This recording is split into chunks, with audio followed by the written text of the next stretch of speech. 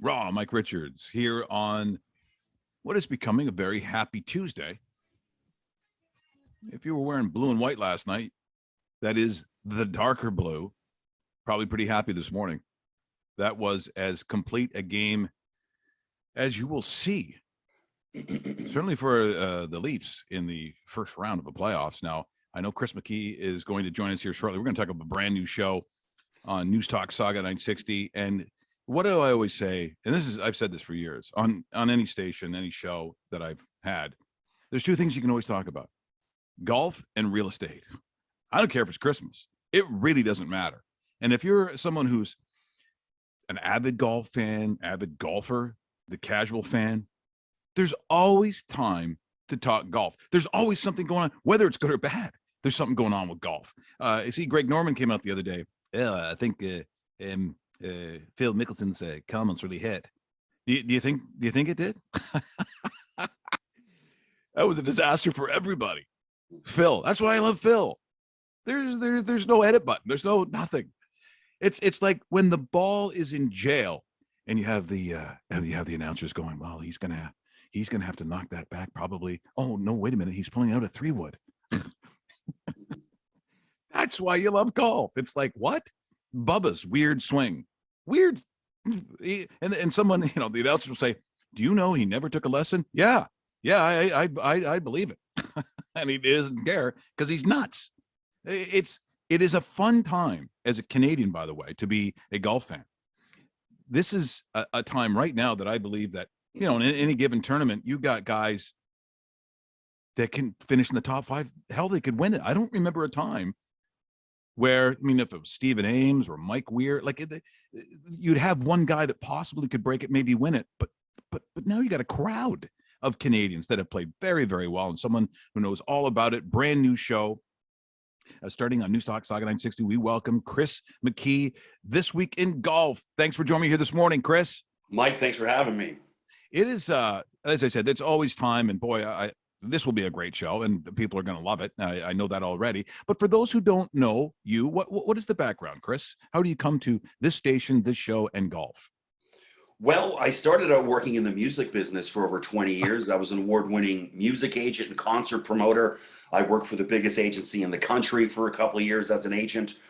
So I've produced concert tours for Grammy and Juno-winning bands for over 2 decades, and then kind of hit the wall and was like, I got to do something else with my life. I went back to school full-time to pursue my broadcasting degree. Did it, graduated, and have been working in sports media since. Now, I grew up an athlete. I was a failed athlete, and that's what ended leading me into music. So I didn't just decide all of a sudden, oh, I'm going to get into sports. I was always a sports guy, especially when I worked in music. You're in music all day. Well, I'm listening to sports talk radio all day just to kind of get away with it. And so just kind of had an epiphany. That's what I'm going to do. And so here I am. It's funny when people ask, about my background, because my background is weird too. There I was as, an athlete that did pretty well, but at some point in Canada, you make a decision and so I started doing stand-up as a kid out of high school. And then all of a sudden I found myself in radio, whether it was 1050 Chum or 99.9, whatever it was, because there was no sports radio. The fan didn't exist at that point. So it was just, we were like, what, all of a sudden, sports? No, I always did. Mm-hmm. It always was my background. It just wasn't available. It just wasn't something that was there. So I was more apt to probably talk about your world, talk about, bands of the time, music formats, everything was music. If you'd asked me about sports at that time, I may or may not have known what you were talking about, which is weird to look back on that, but you immerse yourself into the thing of that time that you have either studied, that is a love of yours. And the moment sports radio came up, I sort of get thrown into it with Bob McCown back in the day doing the morning show in like 94. And then from that, it's sort of that first love that you have. And now it sort of seeps up to the surface. And now if you ask me, I'll see Grammy nominations. I'm like, who is that? There's no Whitesnake here. There's no Godsmack. What happened to that? The only band I recognize are the Foo Fighters. And now you're not even going to have that. It doesn't, I don't like the Goo Goo Dolls or it's all, as I said, my music got harder as I got older. We talked about it because, there's going to be a doc on Ronnie James Dio. coming out shortly. So that was more the area that I was in. Well, unless I mean, is there rock music anymore? Can we say that rock lives somewhere, or Chris, or is it barely a genre? Yeah, I mean, it is still there. Now, I'm not one of those old guys that, kind of likes to poop on anything new. I try to stay up to date on everything fresh, everything new. I always hear like guys on radio go, "I'm a music guy," and then they'll proceed to talk about Led Zeppelin. And it's like, well, no, you might have been a music guy 40 years ago, but you're not currently. That's like saying I love football, but then they want to talk about Y.A. Tittle and Frank Gifford as the best players they've ever seen. It's like, no, you used to watch football. You ain't a football guy now. So yes, there's plenty of new music now. The spirit of rock and roll is, I don't know if it's quite there. It's funny, me having access to backstage and stuff like that. Now rock and roll attitude is what rap is. That's what hip hop is. Right. Yes. So it exists there. Like I would get a kick when I go backstage to say hello to some of the rock bands, and they're all sitting there. There's not a drink in sight. There's no weed going on. There's no girls. And I'm like, what are you guys doing? Like it was, yeah. So the spirit of rock and roll with these young bands, not quite there, but it's certainly there in hip hop and EDM. I actually went down to Rebel nightclub on Saturday. Some old friends of mine were DJing down there. Yep. 3,000 people jammed, not a mask in sight. Everyone hugging and loving. It was like 2018. It was great. So there's certainly the spirit of it is still there, just in different genres. Well, let's talk about sort of the rock and roll attitude, because when you look at Corey Connors, Adam Hadwin, Mackenzie Hughes, they're kind of rock stars now for Canadian golf.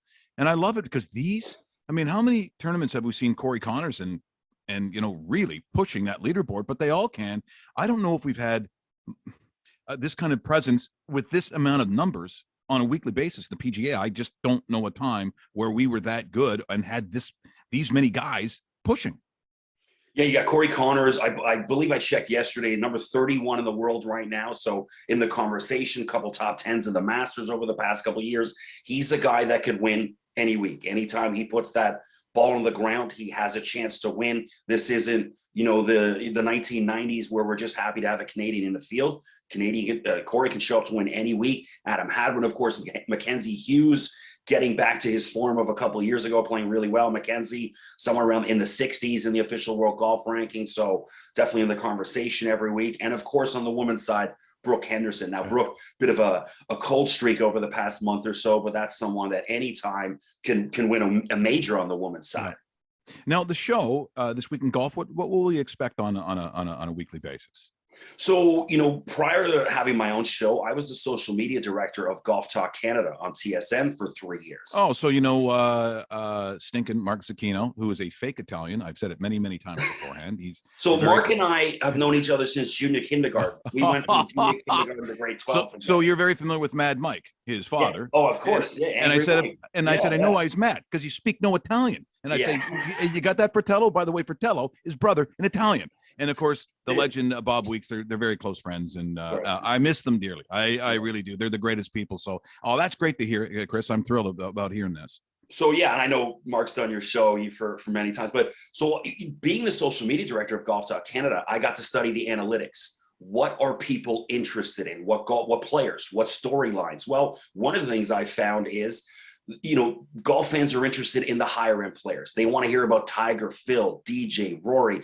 Now, I know there's other shows that they'll talk about the minutia of upcoming Canadians on the Corn Ferry. And one of the things I learned from the numbers is the people don't care, right? Most golfers, they're not like Zucchino, scratch golfers. They're guys like me and you that shoot, in the 90s, whatever, that go out, like to have a beer, maybe bet a few bucks. And they want to know what's Tiger doing, what's Phil doing, what's Rory doing. So my focus of the show will be the high end of the golfers. And so my first guest this week is Armin Katayan. So Armin wrote the book Tiger Woods and is the executive producer of the HBO documentary Tiger that dives into some of the dirty stuff in Tiger's life, his infidelity, his drug use, his arrests. And the book is so compelling. It's one of the best reads I've ever had. So I always wanted to connect with Armin, got him on it. So we take a really deep dive into Tiger. We also have John Cavan, who's the general manager of St. George's Golf Club, obviously hosting the RBC Canadian Open upcoming in a couple of weeks. And so John and I dive into what it takes to prepare a course for, a championship coming in. So my focus will be the big dogs for the most part on my show. I couldn't agree more. I mean, you echo something that I've said for years, which is, and Brendan Lang here, who's jumped in running the board here on the show every day, does an outstanding job. But he knows if I'm watching a tournament and all of a sudden I turn it on and on the leaderboard I see Brendan Lang and Chris McKee, I'm like, you get off my TV, you get off that, you get out of my house. I don't want to hear about Chris McKee and Brendan Lang. Where's Rory? Is Phil in this tournament, or has he said something else? Like what's going on? And Tiger is a conversation. If you're not paying attention, even when he walks off of 18 and he's getting a standing ovation and he's basically hobbled, limping off 18, that smile on his face, that told you everything you need to know about him getting to that point after what he's been through. We want to know more about that stuff. I've always said it's like March Madness. It's great when you see, I don't know, Eastern Kentucky go and knock off, Kansas. The problem is now Eastern Kentucky is going to be playing another small school, and you're like, oh, I didn't think about that. Now you got two small guys out there playing. I only want to hear about winners. I only want to hear about, as I said, music. Just play me the hits. Give me the hits, and that's what I want, and that's what you're doing. I'm a huge fan of that thinking.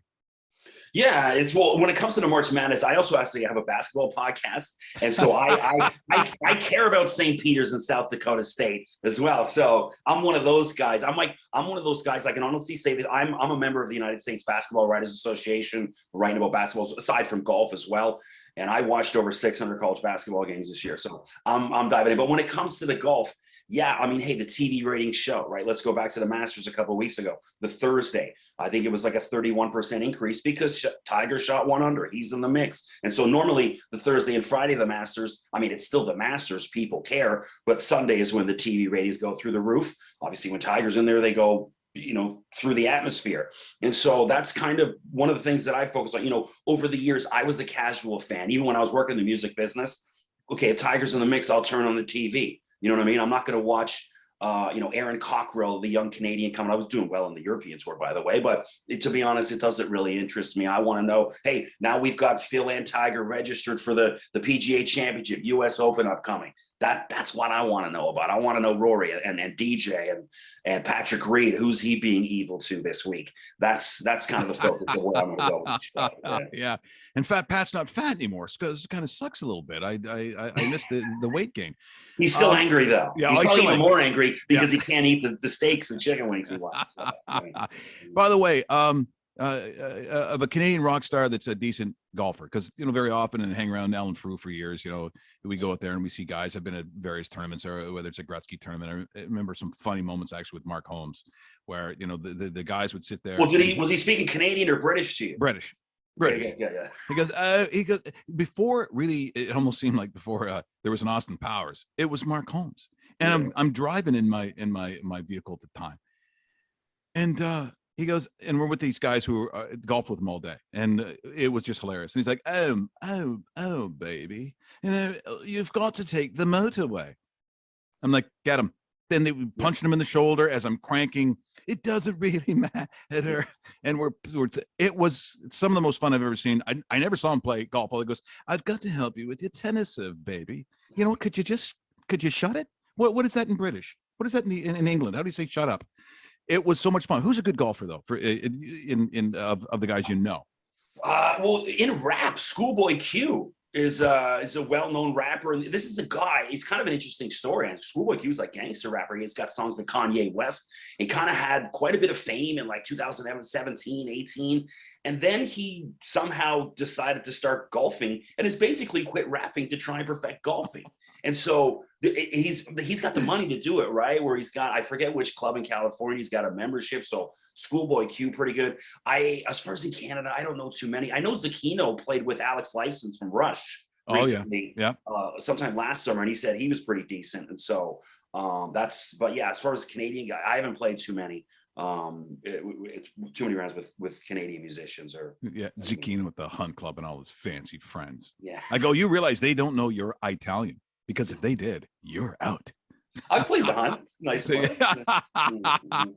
yeah, if you're a right-hander, lefties. If you're a left-handed golfer, I'm a too. lefty. Me and Zakino team lefty. Oh. Now, you know who was spotted at the hunt occasionally? Kyle Lowry. Is that right? Yeah. Kyle's pretty decent golf. Obviously not now, he's down in Miami, but when he was in Toronto, they kind of let him slide in whenever he wanted, and he's a pretty decent player. So. Yeah, I would think that they let him on. Me, it's like, excuse me, are those pockets on your pants? What are you talking about? Beat it. You know what? You want me to rip you tomorrow? Because I'm going to rip you tomorrow. Yeah. Hey, Chris, you're going to do great. Really nice meeting you, man. Like, super. Show up anytime. You got a background that probably fits a lot of what we do on this show. It's like, what are they talking about? Are they talking about the zombie apocalypse and Ronnie James Dio? Yep, that's a segment. Plus, I had an older brother who was in a metal band, and by the way, I used to book shows for Platinum Blonde for a little bit. Well, there you go. When I was at the Feldman Agency, PB. Oh yeah, I absolutely know. Absolutely. See, this is a fit. You're going to do great. Hey, we'll talk to you again real soon. Congratulations on the new show, and boy, you're welcome to come on the show anytime. It's been just great this morning, Chris. Like, really fantastic stuff. Mike, thank you so much. Really appreciate you having me on. That is Chris McKee. The show is called This Week in Golf, but as you heard, I think you can pretty much talk about anything. If you